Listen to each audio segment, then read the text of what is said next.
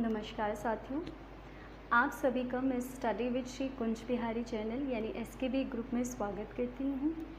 आज की हमारी कक्षा का विषय अर्थ अलंकारों के अंदर पार्ट 2 होगा। इससे पहले हम अर्थ अलंकार का पार्ट 1 कर चुके हैं, ठीक है। अब हम पार्ट 2 शुरू करेंगे, जिसमें हम ये जो बोर्ड पे लिखे हुए अभी अलंकार हैं ये कवर करने वाले हैं, ठीक है। इससे पहले क्लास शुरू करने से पहले मैं आपसे एक बात कहना चाहूँगी, अगर आपको इस एजुकेशनल चैनल पर सारी वीडियोस पसंद आ रही हैं तो आप इस चैनल को लाइक, सब्सक्राइब, शेयर और कमेंट करना बिल्कुल ना भूलें, ठीक है। तो अब हम अपनी क्लास को शुरू करते हैं। चलिए अब अतिशयोक्ति अलंकार देखते हैं। अतिशयोक्ति अलंकार क्या होता है? अतिशय प्लस उक्ति। उक्ति यानी कि कथन, अतिशय यानी कि बढ़ा चढ़ाकर कहना, यानी किसी बात को जब बढ़ा चढ़ाकर कहा जाएगा, बढ़ा चढ़ाकर कहना, ये हमारे पास क्या हो जाएगा? अतिशयोक्ति अलंकार। अब हमारे पास उदाहरण से समझते हैं इसको कैसे। देखो, लहरें व्योम चूमती उठती। व्योम मतलब आकाश, प्रायवाची शब्दों में भी ये हमारे पास शब्द आएंगे, ध्यान रखना। लहरें व्योम चूमती उठती, क्या ये संभव है? और यहाँ पे लोक सीमा का अतिक्रमण, जो सामान्य जन के लिए संभव ना हो, लोक सीमा का अतिक्रमण करके बात को कहा जाएगा। लोक सीमा का अतिक्रमण करके बात को कहना, ठीक है, अतिशयोक्ति अलंकार, ठीक है। अब देखो, लहरें व्योम चूमती उठती, संभव नहीं है। जे ही बर, अब दूसरा देखो उदाहरण, जे ही बर बाजी राम असवारा ते ही सारदऊ न बर नहीं पारा। अब बाजी यानी कि घोड़ा, यानी जिस घोड़े पर राम जी सवार हैं उसका बखान तो सरस्वती माता भी नहीं कर सकती है। फिर देखो, हनुमान की पूंछ में लग न पाई आग, लंका सिगरी जल गई गए निशाचर भाग। अब हनुमान जी की पूंछ में आग लगी भी नहीं, पूरी तरीके से लग भी नहीं पाई, और लंका सारी जल गई और निशाचर भाग गए। निशाचर यानी जिन्हें हम कह रहे हैं असुर, ठीक है। अब ये सारे भाग गए। अब एक बात बताओ, आग लगी भी नहीं और पहले ही भाग गए और लंका भी जल गई, लग भी नहीं पाई, तो अतिशयोक्ति अलंकार। अब देखो, आगे नदियां बड़ी अपार, घोड़ा कैसे उतरे पार, राणा ने सोचा इस पार, तब तक चेतक था उस पार। अब वो सोच ही रहा था, मतलब सोच ही रहा था राणा प्रताप, ठीक है, लेकिन तब तक चेतक उस पार चला भी गया। तो ये क्या है? लोक सीमा का अतिक्रमण करके बात को कहा जाना अतिशयोक्ति अलंकार। तो अब अतिशयोक्ति अलंकार नोट कर लो। अब उल्लेख अलंकार देखो, उल्लेख अलंकार क्या होता है? एक ही वस्तु या व्यक्ति का अनेक प्रकार से वर्णन, अनेक प्रकार से वर्णन, उल्लेख अलंकार, ठीक है। कैसे? देखो, दीन दयाल जानियो, दासन कृपाल जानियो, नंद निजलाल जानियो, काल जानियो कंसनी। श्री कृष्ण जी के ही सारे गुणों का वर्णन। दीनों के लिए दयाल हैं, दासों पर कृपा करने वाले हैं, नंद के बेटे हैं और कंस के काल हैं, ठीक है। दूसरा उदाहरण देखो, तू रूप है किरण में, सौंदर्य है सुमन में, तू प्राण है पवन में, विस्तार है गगन में। अब किरण में रूप, सुमन में सौंदर्य, गगन में विस्तार और पवन में प्राण, उल्लेख अलंकार। इसके बाद संदेह और भ्रांतिमान दोनों को मुझे तुलना करके बताना है। ये जगह स्पेस मेरे पास थोड़ा सा भी कम रह जाएगा, तो आप पहले इसको नोट करो, फिर हम आगे बढ़ते हैं। अब भ्रांतिमान और संदेह अलंकार देखते हैं। देखो, भ्रांतिमान अलंकार और संदेह अलंकार साथ में इसलिए लिए हैं ताकि जो कन्फ्यूजन बाद में पढ़ने के बाद में रह जाता है वो कैसे खत्म होगा। देखो, भ्रांतिमान अलंकार लिखो साथ के साथ, अत्यधिक ऐसे लिखो, समानता के कारण, समानता के कारण जब एक वस्तु को दूसरी वस्तु मान लिया जाए, एक वस्तु को दूसरी वस्तु मान लिया जाए, ठीक है, दूसरी वस्तु मान लिया जाए तो हमारा भ्रांतिमान अलंकार होगा। संदेह अलंकार में यहाँ पे हमने क्या, एक वस्तु को दूसरी ही मान लिया, ठीक है। संदेह अलंकार में हमारे पास क्या होगा? यहाँ संदेह बना रहेगा, और इसकी पहचान क्या होगी? हम संदेह कैसे बना रहेगा? इसके वाचक शब्द, मतलब इसमें वाचक शब्द नहीं बोलेंगे, इसको हम पहचानेंगे कैसे? देखो, या अथवा, कीधो, ठीक है, कि, इस तरीके के हमें शब्द यहाँ पे देखने को मिलेंगे। ठीक है, अब उदाहरण से समझने की कोशिश करते हैं क्या है। देखो पहले दोबारा से देखो, भ्रांतिमान अलंकार, भ्रांति, एक को पूरी तरीके से दूसरा मान लिया गया है। देखो, नाक का मोती अधर की कांति से, पहले देखो अधर का मतलब होता है होठ, ठीक है, कांति से, कांति का मतलब होता है चमक। बीज दाड़िम, दाड़िम यानी होता है अनार, बीज दाड़िम का समझकर भ्रांति से, देखकर सहसा हुआ शुक मौन है, सोचत है अन्य शुक यह कौन है। पहली बात तो जब मुझे यहाँ भ्रांति दिख गया तो मैं इसके आगे पढ़ूंगी नहीं, ये मेरे लिए भ्रांतिमान अलंकार है। ठीक है, भ्रांतिमान, ठीक है। अब इसको समझ लेते हैं। नाक, उर्मिला ने नाक में जो मोती पहना हुआ है, ठीक है, उसके होठों की जो चमक है उस पर इस तरीके से पड़ रही है कि उसे जो है शुक, शुक यानी तोता, तोते ने क्या करा, अनार का बीज समझकर भ्रांति से वो ये सोचने लगा कि ये दूसरा शुक कौन आ गया है। ठीक है, तो उसे कोई संदेह नहीं है कि वो मतलब है या नहीं है, दूसरा शुक है या नहीं है, ऐसा नहीं है। उसने तो कहा ये अन्य शुक कौन है, मतलब कोई डाउट नहीं है या नहीं, ऐसी कोई स्थिति नहीं आई, बस मान इसने ये कहा कि ये दूसरा शुक कौन आ गया। ठीक है, अब संदेह में देखो क्या होगा, ये मुख है या चंद्र। अगर इसी बात को मैं यहाँ पे ऐसे लिखती, ये शुक है या दाड़िम या बीज दाड़िम का, दोनों में से नहीं, यहाँ पे तो शुक ही मान लिया, लेकिन ये मुख है या चंद्र, तो या संदेह अलंकार। ठीक है, दूसरा देखो, पाए महावर देन को नाइन बैठी आए, पुनि पुनि जानत महावरी एड़ी नीडत जाए।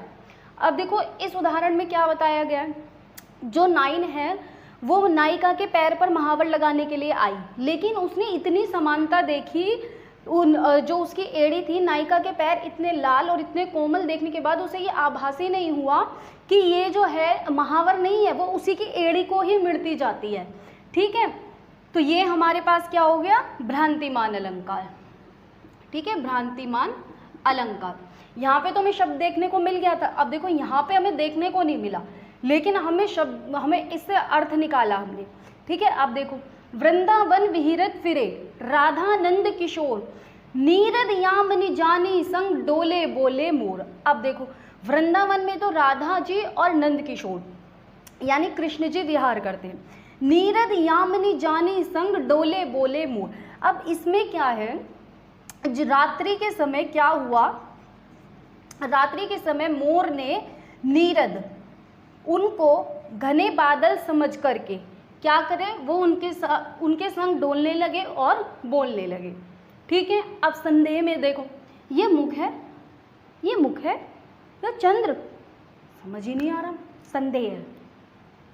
ये छींटे हैं अथवा मोती बिखर रहे हैं, अथवा सारी बीच नारी है कि नारी बीच सारी है, सारी है कि नारी की ही सारी है। देखो सारी बीच नारी है, ये कौन सा प्रसंग है ये वो प्रसंग है जब द्रौपदी के चीरहरण के बारे में बताया गया। सारी बीच नारी है, साड़ी के बीच में नारी है, के संदेह अलंकार, के नारी बीच साड़ी है, कि नारी जो है वो साड़ी के बीच में। अब ये साड़ी है या फिर नारी है या नारी की ही साड़ी है या नारी की ही साड़ी है, समझ ही नहीं आ रहा। ठीक है, तो ये होता है संदेह अलंकार। अब हम व्यतिरेक अलंकार देखते हैं। ठीक है, देखो व्यतिरेक का अर्थ देखो, सबसे पहले क्या है, व्यतिरेक का अर्थ होता है आधिक्य। ठीक है, यानी कि उपमान की अपेक्षा उपमा को आधिक्य के साथ दिखाना। इसको ऐसे ही लिखना है आपको, उपमान की अपेक्षा, अभी समझाती हूँ उदाहरण में कैसे, उपमान की अपेक्षा उपमेय को आधिक्य के साथ दिखाना। ठीक है, आधिक्य के साथ दिखाना। तो उदाहरण क्या है इसका, देखो, चंद्र सकलंक मुख निष्कलंक। चांद तो हमारे पास उपमान था और मुख हमारे पास उपमेय था, यानी उपमान की अपेक्षा मतलब चांद में तो कलंक हो सकता है, मुख निष्कलंक है, यानी हमने उपमेय को अधिक दिखाया, मुख में कोई कलंक नहीं हो सकता, चांद में भले ही हो। तो उपमान की अपेक्षा उपमेय को आधिक्य के साथ दिखाना। अब देखो अन्योक्ति अलंकार क्या होता है, किसी अन्य उक्ति के माध्यम से किसी को कुछ कहना। जैसे देखो, किसी अन्य उक्ति के, पहले इसको लिखो, अन्य उक्ति के माध्यम से किसी को कुछ कहना, ठीक है, माध्यम से किसी को कुछ कहना, ये हमारे पास क्या होगा, अन्योक्ति अलंकार, ठीक है। अब देखो उदाहरण, माली आवत देख कर कलियां करही पुकार, फूली फूल चुन लियो कालह हमारी बात। अभी कबीर जी का दोहा है, इसमें कबीर जी क्या कहते हैं, देखो, जब कलियां, मतलब प्रसंग इस तरीके से दिखाया गया है कि कलियां माली को आता हुआ देखकर डर जाती हैं, वो उससे कहती हैं क्या, कि माली आवत देखकर, कि फूली फूल चुन लियो, कि माली जो खिले हुए फूल है ना तो वो चुन लेना, हम तो अभी कलियां हैं, अब हमारी बारी तो कल आएगी, ठीक है। तो क्या यहाँ माली से सिर्फ माली, कलियां से सिर्फ कलियां, फूली से क्या सिर्फ मतलब फूली या मतलब जो खिले हुए फूल है सिर्फ उन्हीं से ही संबंधित है, और काल हमारी बात, क्या सिर्फ इतना है, नहीं। यहाँ पे कबीर जी ने जीवन और मृत्यु का प्रसंग दिखाया है, ठीक है, जीवन और मृत्यु का प्रसंग दिखाया है। देखो कैसे, वो क्या कहते हैं, जो अब जो युवा है वो यमराज को, यहाँ पे माली से अर्थ है यमराज, यमराज को आता देखकर डरते हैं जो अल्पवयस्क लोग हैं, ठीक है, या जो युवा लोग हैं, वो कहते हैं जो वृद्ध हो चुके हैं तुम उनको ले जाना, हमारी बारी कल आएगी। तो यहाँ पे जीवन और मृत्यु के प्रसंग को दिखाते हैं, ठीक है। फिर देखो दूसरा उदाहरण, नहीं पराग नहीं मधुर मधु, नहीं विकास इह काल, अली कली ही सो बिंधियो, आगे कौन हवाल। अब ये वो प्रसंग है जब राजा जय सिंह अपने कर्तव्य से विमुख हो जाते हैं, ठीक है, जब उनकी शादी होती है तो वो रास क्रीड़ा में इतने मग्न हो जाते हैं कि अपने राज्य की ओर ध्यान देना बंद कर देते हैं। तो कवि क्या, जो कवि बिहारी है वो क्या करते हैं, उनको उनके कर्तव्य याद दिलाते हैं, लेकिन याद दिलाते कैसे हैं, ऐसे देखो, नहीं पराग, पराग फूलों में पराग नहीं है, नहीं मधुर मधु और मीठा शहद नहीं है, नहीं विकास यही काल और इस काल में विकास भी नहीं है, अली कली ही सो बिंधियो, अगर अली कली से ही बंधा रहेगा तो आगे क्या होगा। तो इस उदाहरण में यानी कि वो ये कहना चाह रहे थे उनसे कि आप अगर इस तरीके से रास क्रीड़ा में ही मग्न रहेंगे तो आगे राज्य का क्या होगा। तो इस तरीके से उन्होंने अन्य उक्ति के माध्यम से किसी और बात को कहा था। इसे हम इस तरीके से कह सकते हैं जैसे कोडेड वर्ड हम यूज़ कर रहे हैं, ठीक है, और हम कह कुछ और रहे हैं, ठीक है। अब देखो, व्याज स्तुति या व्याज निंदा क्या होती है, दो चीज़ हो सकती हैं, या तो कोई बंदा स्तुति के बहाने निंदा करेगा या कोई निंदा के बहाने स्तुति करेगा, दो ही चीज़ें हो सकती हैं। अब दोनों उदाहरण देखो, गंगा क्यों टेढ़ी चलती हो, अब ऐसा लग रहा है टेढ़ी चल रही है, कहा जाता है सरल होना चाहिए और सीधा चलो, लेकिन वो चल रही है टेढ़ी, यानी कि निंदा कर, ऐसा लग रहा है जैसे निंदा हो रही है, नहीं, लेकिन निंदा तो हो नहीं रही क्योंकि वो दुष्टों को शिव कर दे रही हैं, तो ये तो अच्छा काम हो गया। तो यानी निंदा के बहाने स्तुति, ठीक है। अब देखो दूसरा उदाहरण, ऊधो तुम अति चतुर सुजान, जे पहले रंग रंगी श्याम रंग, तीनह न चढ़े रंग आन। इस उदाहरण में क्या है, देखो इसमें वो प्रसंग है जब श्री कृष्ण जी के कहने पर, जो श्री कृष्ण जी के कहने पर जब ऊधो गोपियों को ज्ञान देने जा रहे होते हैं तो वो उनसे कहते हैं, गोपियों से कहते हैं कि तुम्हें जो है ज्ञान योग में जाना चाहिए, ठीक है। तो वो ऊधो को, अब इसमें क्या कहती है जवाब देते हुए, ऊधो तुम अति चतुर सुजान, तुम बहुत चतुर हो, ठीक है। कह तो वो चतुर रही हैं लेकिन उनके प्रेम में व्यंग्य कस रही हैं उनके प्रेम पर, ठीक है। देखो कैसे, जो पहले रंग रंगी श्याम रंग, जो पहले से ही अपने गोविंद के रंग में रंग गया हो, तीनहा ना चढ़े रंगान, उस पर तो कोई और रंग चढ़ भी नहीं सकता, ठीक है।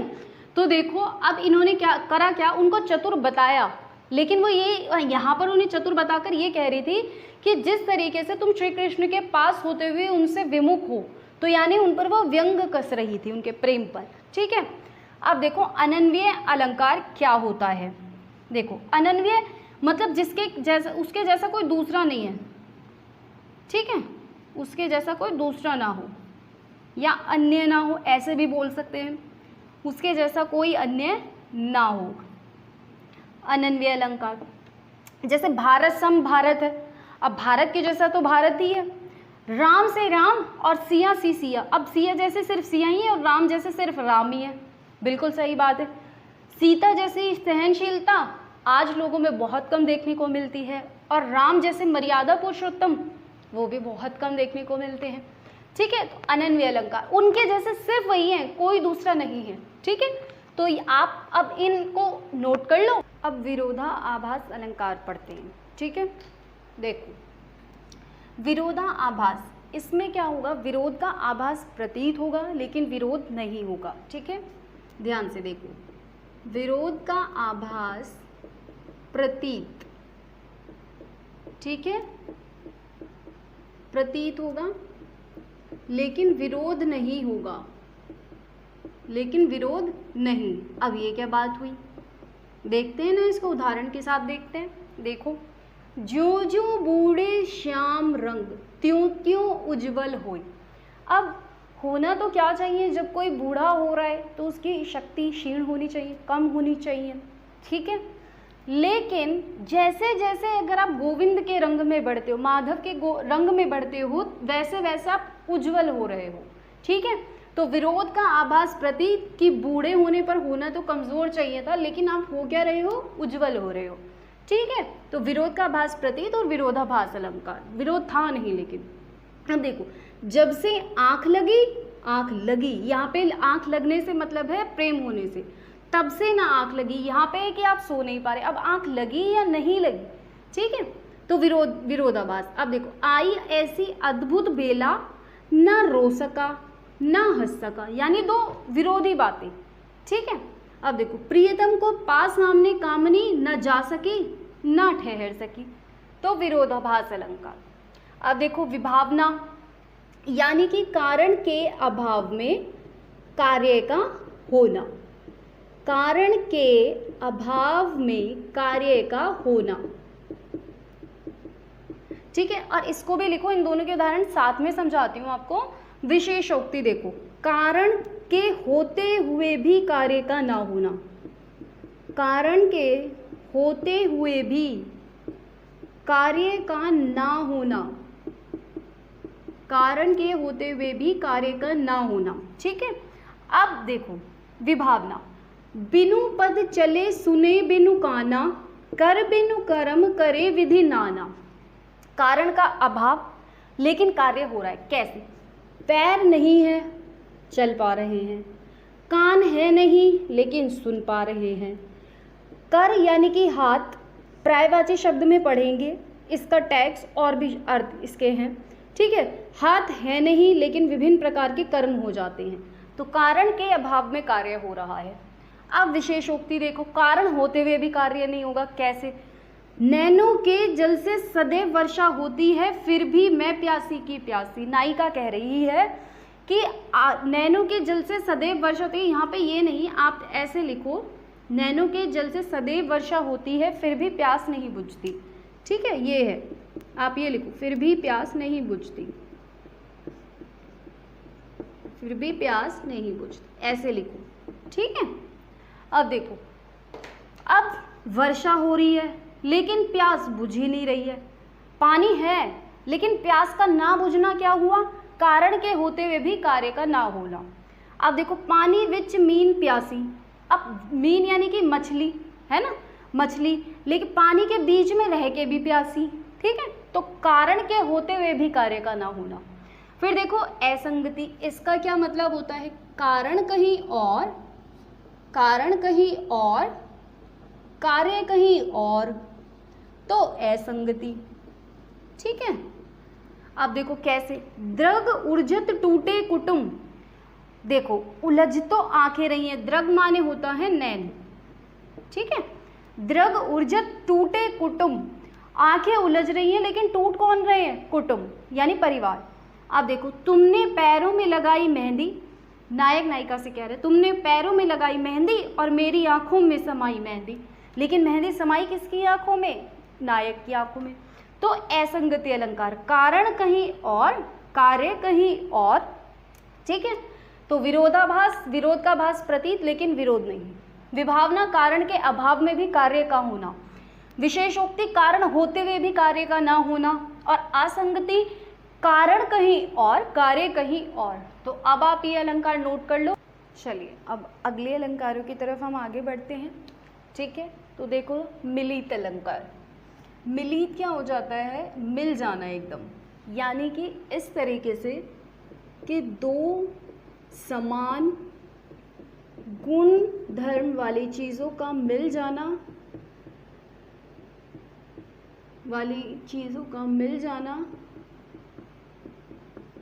और वो जब मिल जाएंगी तो उसमें भेद ना कर पाना, मिल जाएंगी तो उसमें भेद ना कर पाना। ठीक है, अभी उदाहरण से समझते इसको कैसे। देखो, उसमें भेद ना कर पाना। ठीक है, देखो उदाहरण से ही समझ में आएगा। कजरारी अखियन में कजरा ही ना लखाए, यानी आंखें कजरारी हैं और इतना समान गुण धर्म होने के कारण कि ये भी काले ये भी काले, पता ही नहीं चल रहा कजरा है या आंखें हैं। देखो, कजरारी अखियों में कजरा ही ना लखाए। ठीक है, तो इतना ज़्यादा मिल गए हैं कि आप पता नहीं लगा पा रहे हो। ठीक है, दूसरा उदाहरण देखो।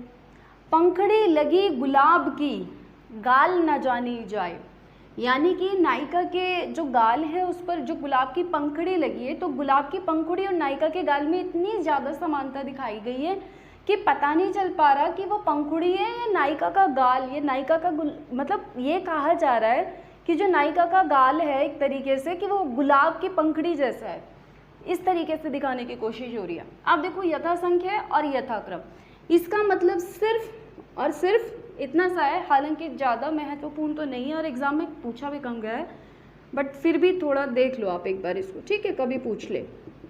क्रम के अनुसार लगाना। ठीक है, देखो मणि मानिक मुक्ता छवि जैसी, अही गिरी गजसिर मोर न तैसी। अब देखो मणि यानी कि मणि और अही माने होता है सांप। ठीक है, तो मणि और सांप एक साथ, और मानिक यानी रत्न। ठीक है, और गिरी यानी कि पर्वत।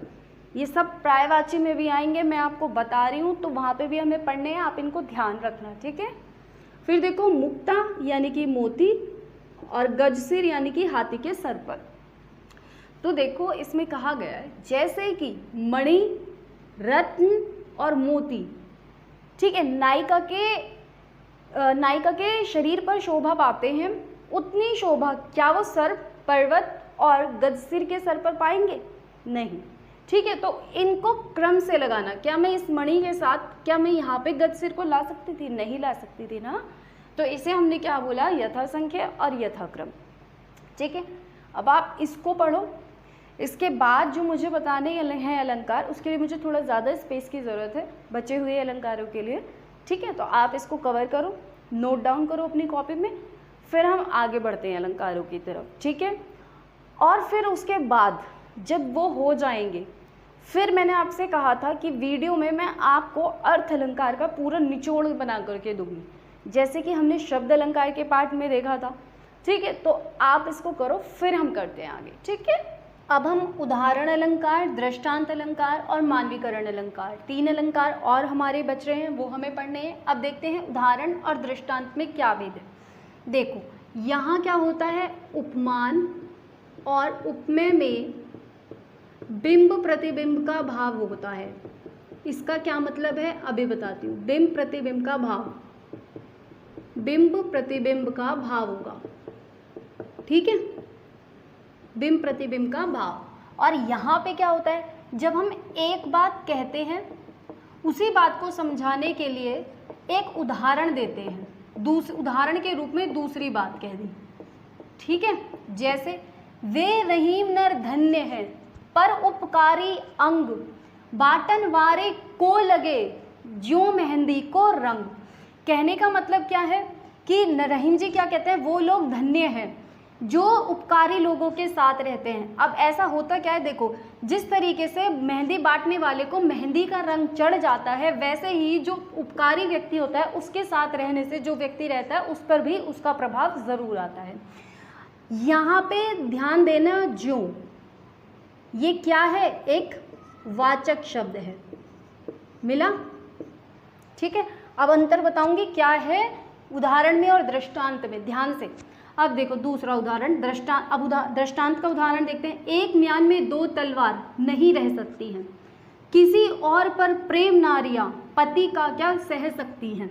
समझ में तो आ गया होगा, ठीक है। अब देखो लेकिन है क्या, इसी बात को समझाने के लिए यहाँ पे भी दूसरी बात कही गई और यहाँ पे भी दूसरी कही गई, लेकिन यहाँ पर वाचक शब्द देखने को मिलेगा। ये बात ध्यान रखनी है, उदाहरण अलंकार में वाचक शब्द होगा, लेकिन दृष्टांत अलंकार में हमारे पास वाचक शब्द नहीं होगा, नहीं होगा, ठीक है। तो दृष्टांत अलंकार में एक म्यान में दो तलवार नहीं रह सकती हैं, किसी और पर प्रेम नारियां पति का क्या सह सकती। तो ये उदाहरण अलंकार और दृष्टांत अलंकार। फिर देखते हैं हमारे पास आखिरी अलंकार जो हम पढ़ने वाले हैं, मानवीकरण अलंकार। सजीव में निर्जीव को सजीव की तरह चित्रित करना, ठीक है, निर्जीव को सजीव के गुणों के साथ चित्रित करना, या हम इसको ऐसे भी कह सकते हैं, अमानव में मानवीय गुणों का वर्णन, ये भी बोल सकते हैं। अमानव में मानवीय गुणों का वर्णन, ये भी कह सकते हैं, ठीक है। मानवीकरण अलंकार, उदाहरण देख लेते हैं। इस सोते संसार भी जगकर सजकर रजनी बोले। अब रजनी यानी रात्रि। अब देखो जब सब सोए हुए हैं तो रात्रि क्या कर रही है, जग रही है, सज रही है, बोल रही है। ये सारे काम किसके हैं, रात्रि तो क्या है, निर्जीव है, लेकिन मानव के गुणों का वर्णन किया जा रहा है। अब दूसरा उदाहरण देखो, जगी वनस्पतियां अलसाई मुख धोती शीतल जल से। अब मुख को धोना और अलसाने का काम, आलस किसको आता है, मनुष्य को आता है। मुख भी कौन धोता है, जल शीतल जल से, मनुष्य धोता है। और ये सारे गुण किस में चित्रित किए गए, वनस्पति में, ठीक है। अब देखो, दिवसावसान के समय मेघ आसमान से उतर रही है, वह संध्या सुंदरी परी से धीरे धीरे। अब देखो, अब ये क्या कह रहे हैं, संध्या के समय मेघ आसमान से ऐसे उतर रहे हैं मानो जैसे कि, मान लो जैसे कि कोई स्त्री, सुंदर स्त्री धीरे धीरे चल रही हो। तो यहाँ पे क्या है, मेघ में क्या कर दिया, किसके गुणों का वर्णन कर दिया, चलने का गुण वर्णन कर दिया। और ये काम किसका है, मनुष्य का है। तो निर्जीव में सजीव का वर्णन, मानवीकरण अलंकार। तो अब इसी के साथ हमारा अलंकार का पूरा अध्याय यहाँ पर समाप्त होता है। चलिए अब हम अर्थ अलंकारों के निचोड़ की तरफ आगे बढ़ते हैं, ठीक है। पूरी जो हमारी अर्थ अलंकार की पहले से जो पहला वाला पार्ट है और ये जो दूसरा पार्ट है, आज इसको पूरा निचोड़ कर हम करने वाले हैं, ठीक है। देखो, उपमा यानी कि दो समान गुण वाले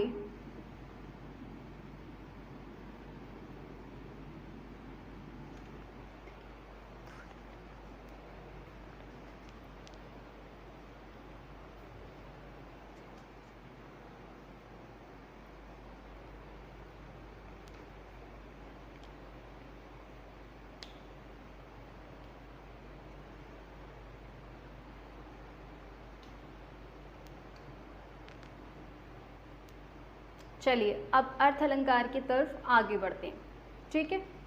तो देखो, उपमा अलग अलग वस्तु या व्यक्ति के गुणों का वर्णन, अलग अलग। अब अर्थ अलंकार के निचोड़ की तरफ आगे बढ़ते हैं। इसको अर्थ अलंकार को हमने पार्ट 1 और पार्ट 2 में किया है, तो ये दोनों वीडियोस में आज हम अर्थ अलंकार का निचोड़ होगा, ठीक है। तो शुरू करते हैं। देखो,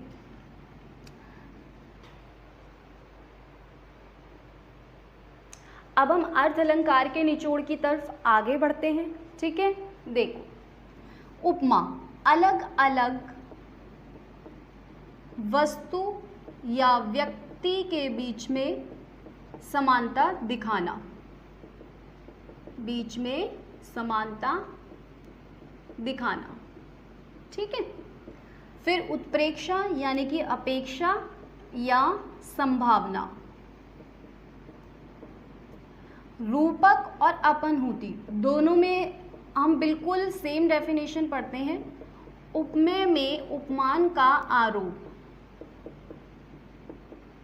अंतर सिर्फ कहाँ होता है, ये निषेध रहित है, और कैसे इसे याद रख लोगे, यहाँ रह है और यहाँ रूपक है यानी रहित, और यहाँ पे देखो उपमेय में उपमान का आरोप, ये परिभाषा है ना ऐसे ही पूछ ली जाती है।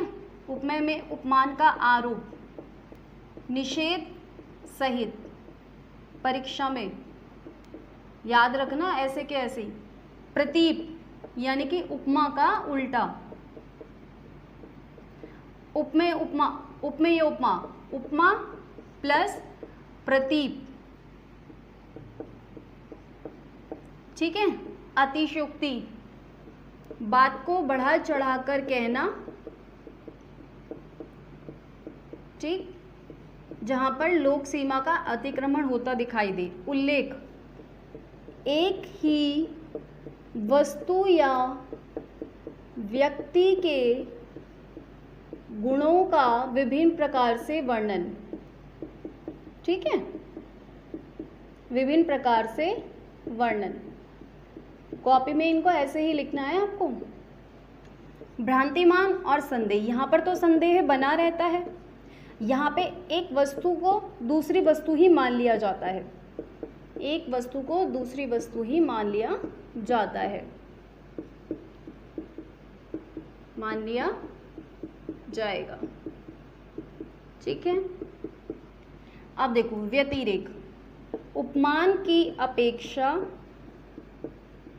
उपमान की अपेक्षा उपमेय को आधिक्य के साथ दिखाना, ठीक है, साथ के साथ इसको लिखते जाओ, दिखाना। फिर देखो अन्य उक्ति, किसी अन्य उक्ति के माध्यम से कुछ कहना, किसी को किसी उक्ति के माध्यम से कुछ कहना, ठीक है,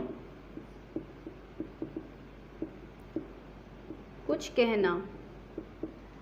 फिर देखो व्याज स्तुति या व्याज निंदा, स्तुति के बहाने, स्तुति के बहाने निंदा या निंदा के बहाने स्तुति।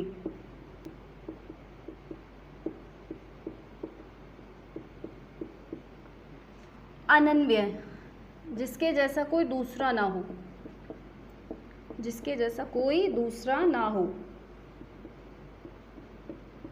कोई दूसरा ना हो।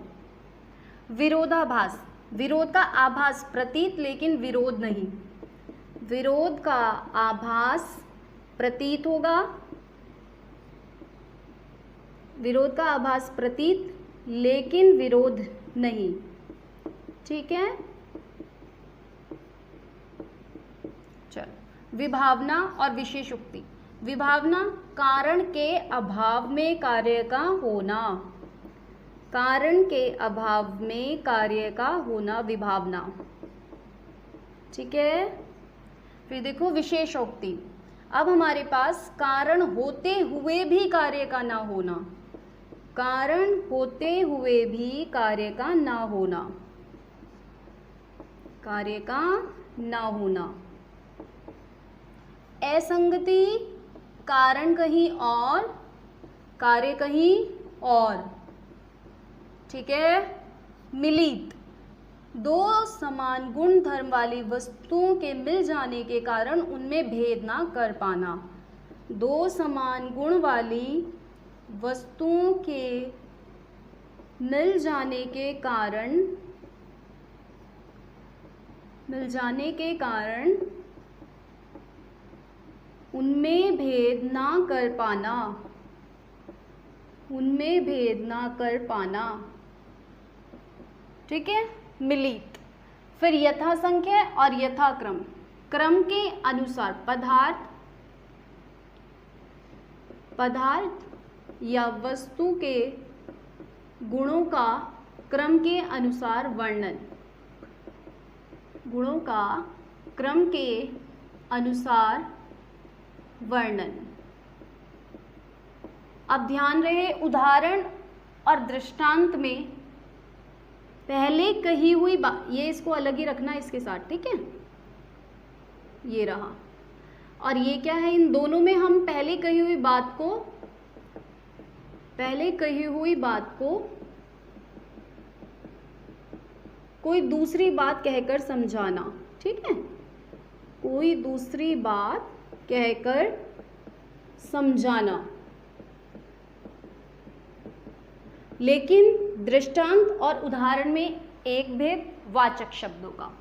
उदाहरण में हमारे पास वाचक शब्द मौजूद है, यहाँ हमारे पास वाचक शब्द मौजूद नहीं है, ठीक है। मानवीकरण, अमानव में मानवीय गुणों का वर्णन, अमानव में मानवीय गुणों का वर्णन, ठीक है। अब ये हो गया आपका पूरा अर्थ अलंकार का निचोड़, ठीक है। और इसी के साथ हमारा अर्थ अलंकार पूरा होता है। उम्मीद करती हूँ आपको ये वीडियो बहुत पसंद आएगा। अगर आपको ये वीडियो पसंद आया है तो आप इसको लाइक, सब्सक्राइब, शेयर और कमेंट करना बिल्कुल ना भूलें, ताकि हमें आगे इसी तरीके से वीडियो बनाने का मोटिवेशन मिलता रहे। तो आज की कक्षा को यहीं समाप्त करते हैं।